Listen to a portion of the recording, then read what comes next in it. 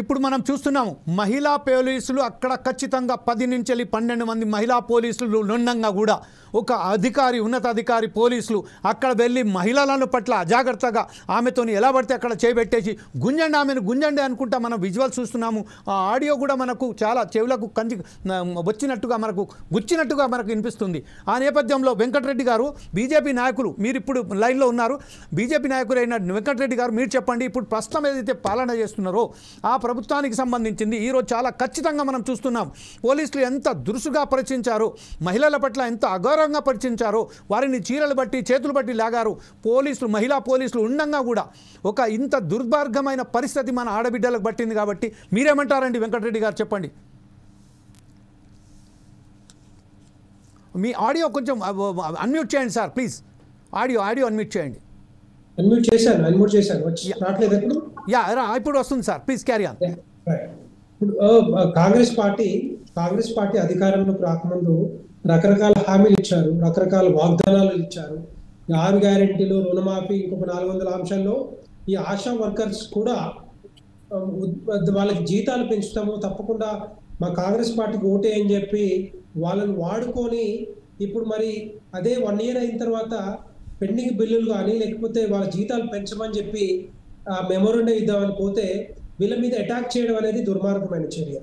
ఎందుకంటే ఒకప్పుడు మరి ఇదే కాంగ్రెస్ పార్టీ రేవంత్ రెడ్డి గారు రకరకాల హామీలు ఇచ్చుకుంటూ, అందరికీ హామీలు ఇచ్చుకుంటూ, మేము వస్తే మీరందరూ బాగుపడతారు, అభివృద్ధి జరుగుతుంది, సంక్షేమ వృద్ధి పథకాలు ఉంటాయని చెప్పిన కాంగ్రెస్ పార్టీ ఇప్పుడు ఏ విధంగా ఏ ముఖం పెట్టుకొని ఏ విధంగా ఈ మరి ఆశా వర్కర్స్ మీద అరెస్ట్ చేపిస్తున్నారో అర్థం కావట్లేదు. కానీ ఇది డెఫినెట్ గా తెలంగాణ ప్రజలందరూ అర్థం చేసుకుంటూ ఉంటారు.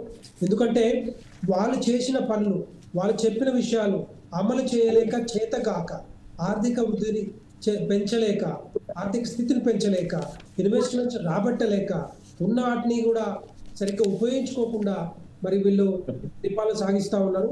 ఈ 1 year అయిందని చెప్పి విజయోత్సవాలు చెప్తున్నారు. కానీ ఇలాంటి ఆశా వర్కర్స్ ని వాళ్ళకు పాపం చాలా మంది ఊర్లలో పనిచేస్తూ ఉన్నారు, ఫీల్డ్ లో పనిచేస్తూ ఉంటారు. వాళ్ళను ఉపయోగించుకొని రకరకాలుగా మరి వాళ్ళకు బాధ్యతలు ఇచ్చి మరి వర్క్ చేయించుకుంటూ మరి ఇప్పుడు జీతం పెంచమంటే వాళ్ళ మీద అటాక్ చేయటం, వాళ్ళ మీద దౌర్జన్యంగా అరెస్ట్ చేయటం, మ్యాన్ హ్యాండ్లింగ్ చేయటం అనేది దుర్మార్గమైన చర్య.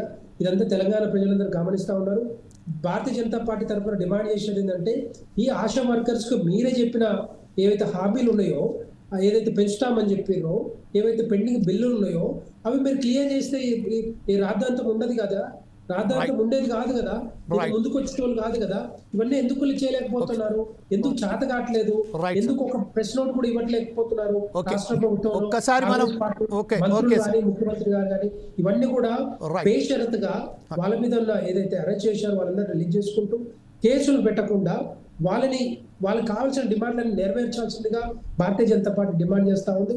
లేకపోతే తెలంగాణ ప్రజల తరపున అందరి తరపున డెఫినెట్ గా భారతీయ జనతా పార్టీ మరి ముందుకు వచ్చి ప్రొటెక్ట్ చేసే అవకాశాలు ఉంటే ధర్నాలు కూడా చేస్తా ఉంటారు. Right, okay. ఇదే విషయంలో వినోద్ కుమార్ మీరు చెప్పండి. తన ప్రాణాలను కూడా లెక్క చేయకుండా కోవిడ్ సమయంలో ఒక్కసారిగా ప్రజలకు సేవ చేసిన ఆశా వర్కర్ల దుస్థితి ఈరోజు మనం చూస్తున్నాం. ఈ నేపథ్యంలోనే ఈరోజు చాలా క్లియర్గా మనం ఒక వ్యక్తి రేవంత్ రెడ్డి చేస్తున్న ఒకవైపేమో తెలంగాణ తల్లి విగ్రహాన్ని ఆవిష్కరించుకుంటూ తెలంగాణ మహిళలను ఇంత గౌరవంగా మేము భావిస్తున్నామని చాలా ఒక సున్నితమైన విషయాన్ని చాలా చాలా మర్యాదపూర్వకంగా మేము ఇంత ఒక మహిళలను ఇంత గౌరవపరుస్తున్నాము అంటే బీఆర్ఎస్ ప్రభుత్వం ఏదైతే తెలంగాణ కిరీటం పెట్టి అలాగా బతుకమ్మ పెట్టి ఇలా చేసింది, కానీ మేము తెలంగాణను ప్రతిబింబించేలా మేము విగ్రహ ఆవిష్కరణ చేసిన ఇంత చెప్పిన గొప్ప సమయంలో ఈరోజు ఇంత దుర్భరమైన పరిస్థితులలో ఆశా వర్కర్ల మీద ఇంత దాడి జరగడం, దీని మీద ఎలా చెప్తారండి, చెప్పండి వినోద్ కుమార్ గారు. లేదండి, దాడి ఏమి జరగలేదు. కానీ ఒకటి, తెలంగాణ తల్లి విగ్రహ ఆవిష్కరణ రోజుననే ఈ ఆశా వర్కర్లు ఇంత బాధ్యత రహిత్యంగా ఆందోళన చేపట్టడం ఏంటండి? తెలంగాణ తల్లి విగ్రహావిష్కరణ అంటే ఎంతో ప్రతిష్టాత్మకంగా చేపట్టినటువంటి ఈ తల్లులందరూ, ఈ ఆడబిడ్డలందరినీ కూడా రాష్ట్ర ముఖ్యమంత్రి గారు, కాంగ్రెస్ పార్టీ ఇవాళ ఏదో నెత్తి మీద కిరీటం పెట్టి, ఆ పట్టు వస్త్రాలు పెట్టి, ఆభరణాలు పెట్టి, ఇది కాదు మన తెలంగాణ తల్లి.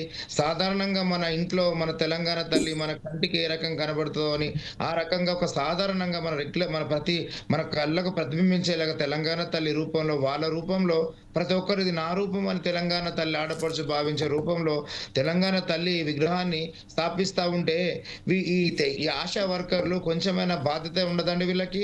నిన్ననే చేయాలండి ఇది ప్రతిపక్షాలు ఈ ప్రేరణ బ్యాక్గ్రౌండ్ లో ఉండి ప్రతిపక్షాలు ప్రేరేపిస్తేనే వీళ్ళు నిన్ననే ఈ ధర్నాకు దిగారనేసి నేను అర్థమవుతా ఉంది. కానీ అయినా పర్లేదు, వాళ్ళు న్యాయమైన ప్రభుత్వం, కాంగ్రెస్ పార్టీ హామీ ఇచ్చింది, నెరవేర్చాలి.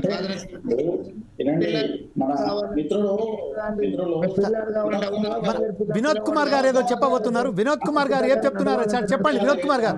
రాష్ట్ర ముఖ్యమంత్రి పుడతాడండి. ఇవాళ 6 గ్యారెంటీల అమల్లో కూడా ఒకటొకటిగా అమలు అవుతా ఉన్నాయి. ప్రతి ఒక్కరికి హామీ నెరవేరుస్తాయి. కొంచెం ఓపిక, సహనం ఉండాలి కదా. ఇప్పుడు వారు ఓపిక కొంచెం వాయిస్ పెంచండి సార్. మీరు కొంచెం వాయిస్ కొంచెం తగ్గినట్టుంది.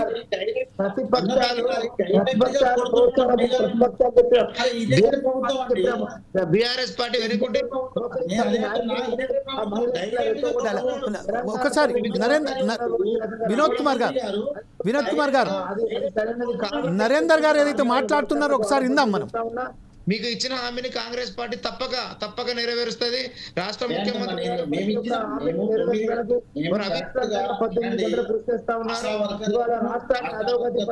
అప్రపాలు చేశారు. 5 లక్షల కోట్ల అప్రపాలు చేసి వడ్డీ కట్టలేక ఇబ్బంది పడుతున్నారు రాష్ట్ర ప్రభుత్వం. రోజు మరి ఇచ్చిన హామీలు ఒక్కొక్కటిగా అమలు పడుతూ వస్తూనే ఉంది, మీరు చూస్తూనే ఉన్నారు. మరి ఆడపడుచులారా, మీరు కూడా కొంచెం ఓపిక, సహనం వహించండి.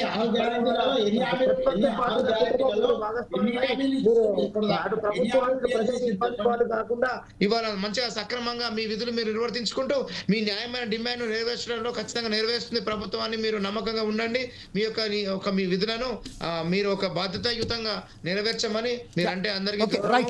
వినోద్ కుమార్ గారు ఒక్కసారి నరేందర్ బాబు గారు ఏదైతే చెప్తున్నారో, నరేందర్ గారు మీరు చెప్పండి. ఇప్పుడు ఏదైతే వినోద్ కుమార్ గారు ఏదైతే చెప్తున్నారో, వినోద్ కుమార్ గారు చెప్తున్నారు రేపు కావాలని ఇంటి పేరుతో సహా సంబోధించండి. ఎందుకంటే కన్ఫ్యూజన్ ఉంటది. కొంచెం ఇంటి పేరుతో సహా చెప్తే మాకు కొంచెం ఐడెంటిటీ వస్తుందండి. మీరు నాయకులు ఎవరు మాట్లాడినా వారి ఇంటి పేరుతో సంబోధించండి. అది మన దగ్గర ఇప్పుడైతే నాకు ఏదైతే అంటే సార్ ఐఎమ్ వెరీ సారీ, నా దగ్గర వచ్చిన ఏదైతే లిస్ట్ ఉన్నదో దాని ప్రకారమే వినోద్ కుమార్ గారు, నలిగంటి గారు, నరేందర్ గారు, వెంకటరెడ్డి గారు ఇలాగే వచ్చింది కాబట్టి చెప్తే బాగుంటదండి, ఐడెంటిఫికేషన్ బాగుంటది. Okay right. నా ఇనిషియల్ కే ఫర్ కింగ్ కంప. Right sir. కంప.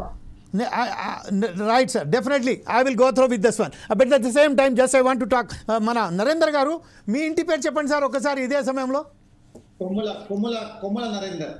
కొమ్ముల Narender. Okay sir. Venkatareddy garu I'm very sorry because Palnati. Okay right sir, Palnati garu. అయితే కొమ్మల నరేందర్ గారు ఇప్పుడైతే వినోద్ కుమార్ గారు ఏదైతే చెప్తున్నారో కావాలని కుట్రపూరితంగానే బీఆర్ఎస్ ప్రభుత్వం వాళ్ళని రెచ్చగొట్టిన సమయంలోనే వారు కావాలని ఒక తెలంగాణ తల్లి విగ్రహావిష్కరణ అదైతే జరుగుతుందో అదే రోజున పట్టుబట్టి ఈరోజు ఆశా వర్కర్లు వచ్చారని చెప్తున్నారు. దాని మీద మీరేమంటారండి? సూటిగా ప్రశ్న, డైరెక్ట్ కాండ్. ఇప్పుడు ఆశా వర్కర్ల డిమాండ్ వాళ్ళు డిమాండ్ చేయలేదు, మాకు ఇన్ని వేల జీతం కావాలని ఎప్పుడు చెప్పలేదు కూడా. ఈ కాంగ్రెస్ ప్రభుత్వంలో మేనిఫెస్టోలో పెట్టినటువంటి 18,000 జీతము వాళ్ళు న్యాయపరమైన డిమాండ్ కాబట్టి వాళ్ళ ఉన్నతాధికారుల దగ్గరికి పోనీకే ఒక మెమోరాండం ఇచ్చి సంవత్సర కాలం అయిపోయింది, పూర్తి అయిపోయింది. సంవత్సర కాలంలో కూడా మాకు 18,000 జీతం ఇవ్వట్లేదు, మాకు ఉద్యోగ భద్రత ఇవ్వట్లేదు, మీరు దాని మీద ఏమన్నా మేము స్పందించండి, మేము దాని మీద స్థిరపై ఉన్నాము, ఆ ఉద్యోగం మీద మేము మా ప్రాణాలు కూడా లెక్క చేయకుండా, కరోనాలో కూడా మా ఫ్యామిలీలను లెక్క చేయకుండా మేము సేవలు అందించినాము, మా సేవలకు మీరు గుర్తించండి అని చెప్పడం వల్ల వాళ్ళు 18,000 జీతాన్ని మేము పొడిగించినప్పుడు మాకు ఇవ్వండి అని చెప్పారు. చెప్పినప్పుడు మీరు ఏ విధంగా అయితే ఇది ఉన్నదో ఆ విధంగా చేస్తున్న డిమాండ్ కూడా మీరు లేదు. ఈ రోజు సార్, సార్. తెలంగాణ తల్లిని తెచ్చారు.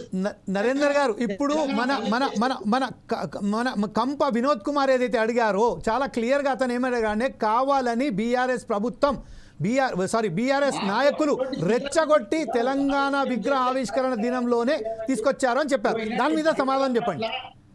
మహిళల పట్ల ఈ రేవంత్ రెడ్డి గారు హోమ్ మినిస్ట్రీని తన మొడ్డి కింద పెట్టుకున్నాడు. ల్యాండ్ ఆర్డర్ కంట్రోల్ లేదు. ఈ రోజు ల్యాండ్ ఆర్డర్ ఏ విధంగా ఉన్నది, ఈ రోజు రాష్ట్రం మొత్తము అట్టుడుకుతున్నది. ప్రజలు పోలీసులే రోడ్డు మీదకి వచ్చారు. ప్రతి ఒక్క ఉద్యోగరీత్యా ప్రతి ఒక్కరు కూడా రోడ్డు మీదకి వచ్చారు. సామాన్యులు రోడ్డు మీదకి వచ్చారు. హైదరాబాద్లు రోడ్డు మీదకి వచ్చారు. ఈ ల్యాండ్ ఆర్డర్ అనేది రేవంత్ రెడ్డి గారి ప్రభుత్వము తన కనుసడల్లో పెట్టుకొని నడిపిస్తున్నాడు. ఈ రోజు ఒక ఉన్నతాధికారి ఏసీపీ గారు విరుచుకుపడ్డాడు. ఆ మహిళల పట్ల ఎలాంటి అసభ్యంగా ప్రవర్తిస్తున్నాడో మీకు తెలుసు. జాకెట్ పట్టి లాగుతున్నాడు. మహిళా పోలీసులు 10 మంది ఉన్నారు. 100 మంది జెంట్స్ మగ పోలీసులు ఉన్నారు. ఈయనకు ఒక చిన్న ఉద్యోగి అండి, ఒక 10,000 ఉద్యోగిని ఆమెకు రెక్కాడితే డొక్కాడిన పరిస్థితి. రోజు వాళ్ళతోని ఈ ప్రభుత్వము 14 గంటలు పని చేపిస్తున్నది. ఈ రోజు 14 గంటలు పని చేపిస్తుంటే కూడా వాళ్ళు కడుపు కాలి వాళ్ళ మంటను వాళ్ళ అధికారుల దగ్గరికి తీసుకెళ్లి మాట్లాడడానికి పోయి వాళ్ళు మెమోరాండం ఇచ్చేందుకే పోతే కుక్కలను కొట్టినట్టు కొట్టిరండి. ఇంత దారుణంగా ఒక పోలీసు ఒక మగ పోలీసు. మరొకసారి మనం పల్నాటి వెంకటరెడ్డి గారితో అడుగుదాం. పల్నాటి వెంకటరెడ్డి గారు ఇప్పుడు చాలా స్పష్టంగా ఏదైతే మనకు సంబంధించిన కంప వినోద్ కుమార్ చెప్పినట్టుగా మనకు ఇప్పుడు మన కుమ్మల ఎవరైతే మన నరేందర్ గారు చెప్పినట్టుగా మీరు దీన్ని ఏకీభవిస్తారండి. నిన్న ఏదైతే జరిగిందో దాని హింస వెనకాల మొత్తం బీజేపీ బీఆర్ఎస్ ప్రభుత్వం కుట్ర దాగిందని చెప్తున్నారు. దీనిపై మీరు ఎట్లా విశ్లేషిస్తారండి? కుట్రలు లేదు, కుతంత్రాలు లేదు. ప్రతిపక్షాలు చేయాల్సింది కుట్రలు కాదు, కుతంత్రాలు కాదు. ఇచ్చిన హామీలు వాగ్దానాలు అమలు చేయమని చెప్తే కుట్రలు కుతంత్రాలు అని చెప్పి దాగుడు మూతలు ఆడుతుంది కాంగ్రెస్ పార్టీ. వాళ్ళకి ఏం చేయాలో తోచక తెలంగాణ ప్రజలు మభ్య పెట్టుకుంటూ టైంపాస్ రాజకీయాలు, డైవర్షన్ పాలిటిక్స్ తప్పితే వాళ్ళ తెలంగాణ అభివృద్ధి మీద వీళ్ళకి సోయి లేదు, వాళ్ళకి చిత్తశుద్ధి లేదు. వాళ్ళు చెప్పాను కదా, ఇంతకుముందు 6 గ్యారెంటీల్లో 13 అంశాలు ఉంటే 5 అంశాలు టచ్ చేసారు. రైతులను పట్టించుకోరు, మహిళలను పట్టించుకోరు, వృద్ధులను పట్టించుకోరు, విద్యార్థులను పట్టించుకోరు, నిరుద్యోగులను పట్టించుకోరు, ఎవరిని కూడా పట్టించుకోరు. అంత దుర్మార్గమైన మరి పాలన నడుస్తా ఉంది. వాళ్ళు చెప్పినే చేయమని చెప్తే మరి వాళ్ళ మీద ఎందుకు కొట్టాడు? పాప 9,000 కూడా లేదు వాళ్ళ సాలరీ. కనీసం మినిమం వేజ్ 18,000 చేయమని చెప్పి ఈఎస్ఐ కానీ పిఎఫ్ కానీ వాళ్ళకి సంబంధించిన కొన్ని బెనిఫిట్స్ ఏమని చెప్పి అంటే వాళ్ళని పోయి కొడతా ఉన్నారు. నాకు అర్థం కాదు అది ఎందుకు చేస్తున్నారో అర్థం కావట్లే. వాళ్ళు చాలా పేదోళ్ళు పాపం. మరి అలాంటి వాళ్ళని పట్టుకొని కొట్టడం అనేది కూడా కరెక్ట్ కాదు. మరి అలాంటి వాళ్ళని పట్టుకునే కదా మీరు ఓట్లు అడిగి రేపు మన గెలిచింది. మీరు అలాంటి వాళ్ళ సపోర్ట్ తీసుకునే కదా మీరు ప్రచార బాధ్యతలు కానీ రకరకాల వాగ్దానాలు చేసి మేము మాకు ఓటు వేయించని చెప్పేసి మీరే చెప్పారు కదా. ఇవన్నీ కూడా లేకుండా మీ ఇష్టం వచ్చినట్టు ఇప్పుడు చేస్తా అంటే తెలంగాణ ప్రజలు ఊరుకుంటారా?